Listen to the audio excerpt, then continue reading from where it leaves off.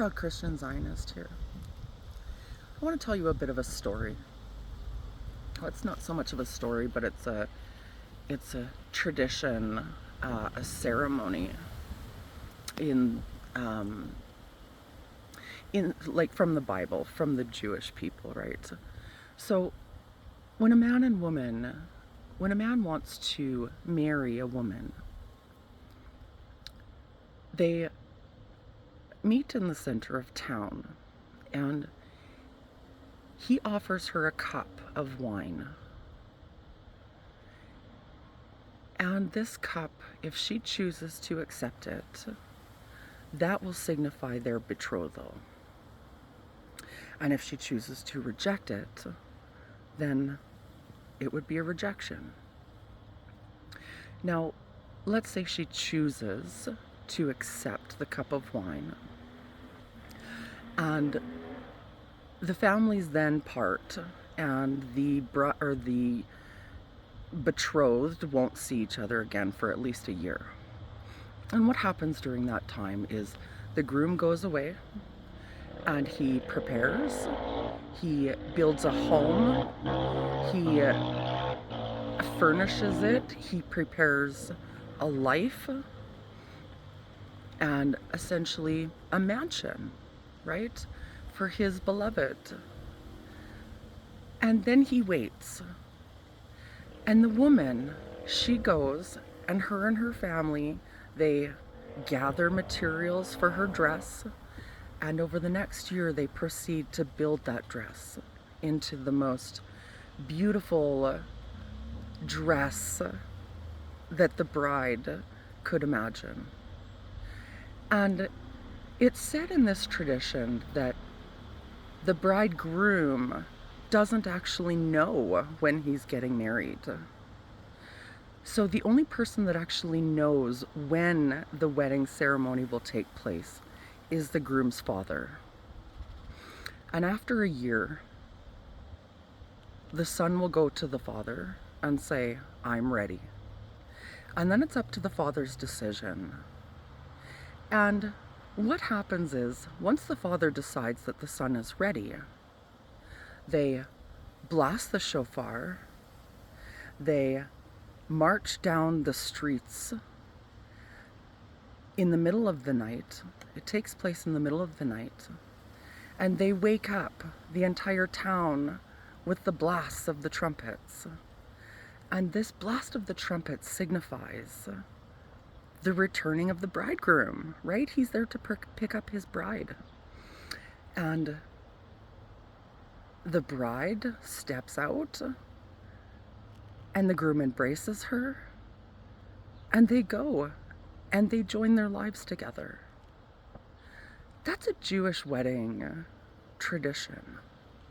And all throughout the Bible we see that it talks about the believers, and how when Jesus was getting ready to be crucified, he sat with his disciples and he broke bread and he gave them wine.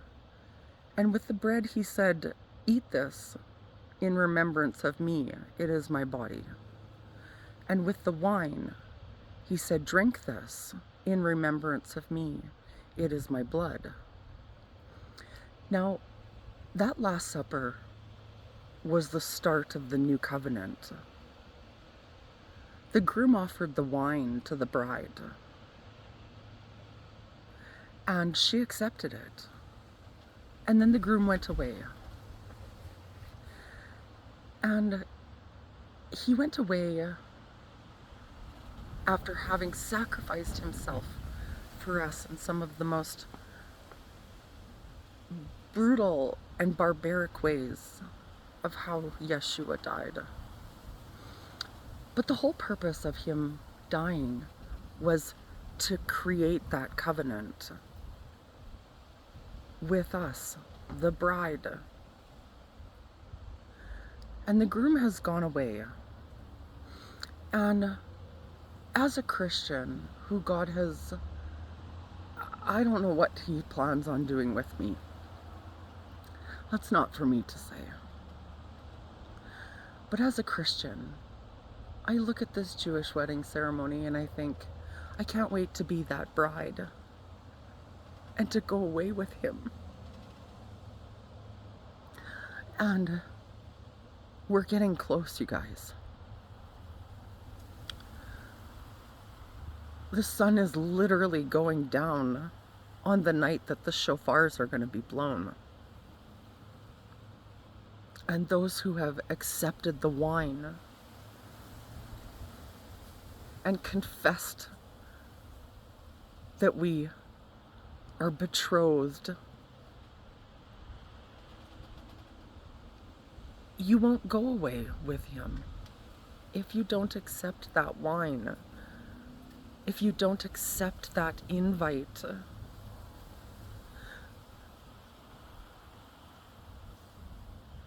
We're about, people are gonna say I'm crazy. Christians are gonna know what I'm talking about.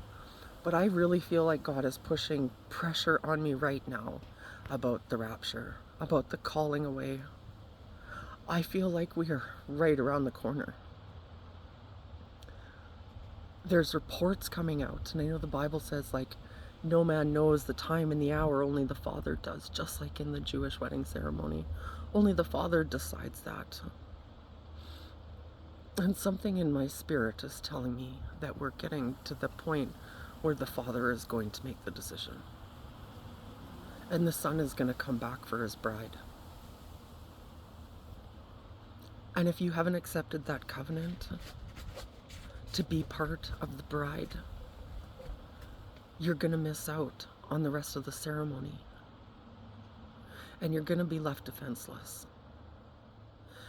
Because there's going to come a time very shortly when millions of people are going to disappear. And that sounds really funny. But to us Christians, we call it the rapture, even though the word rapture is not actually in the Bible. It talks about how the saints will be caught away when he comes in the clouds. And this isn't the second coming. This is the rapture of the church before the 7 years of tribulation. And I wouldn't want to go through those 7 years.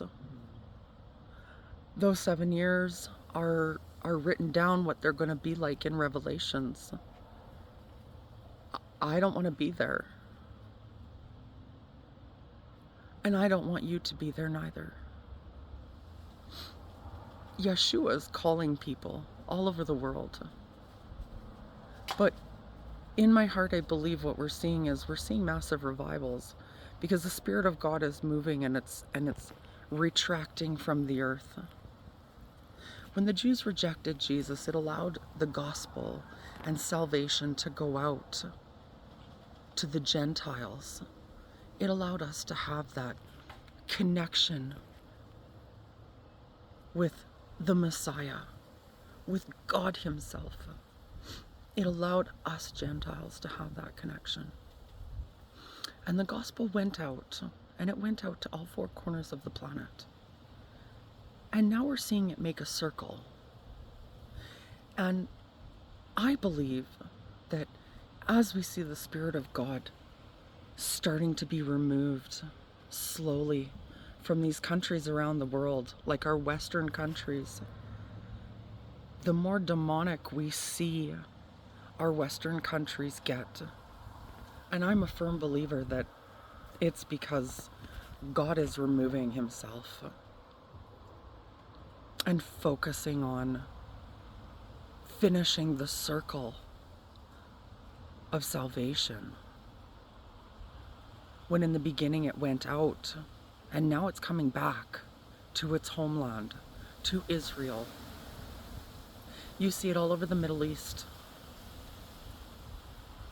Hundreds of thousands of Muslims are coming to Jesus. In the last couple years, it's predicted over 1 million Iranians have given their life to Christ. There is a revival or a awakening happening in Israel right now. And the Jewish people are hearing the true story of the Messiah that came and was missed. He was prophesied about all through the Old Testament. Everybody said, what did Moses the prophet say? Trust Moses. Yet Moses is the one that told of the coming of the Messiah, Yeshua.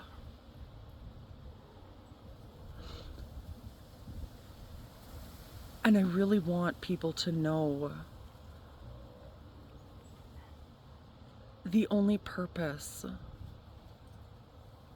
that I have right now, that I feel that God is giving me, is to tell you that He came and He wants you, and He doesn't want to leave this planet without you. And it's so important for people to open their eyes right now, because we're literally standing on the edge of the last 7 years. Get ready, people, because it's about to get a bumpy ride for some people. I thank God that He's allowed me to see His face and to know that I'll be with Him. And I pray that He touches you and shows you His face as well.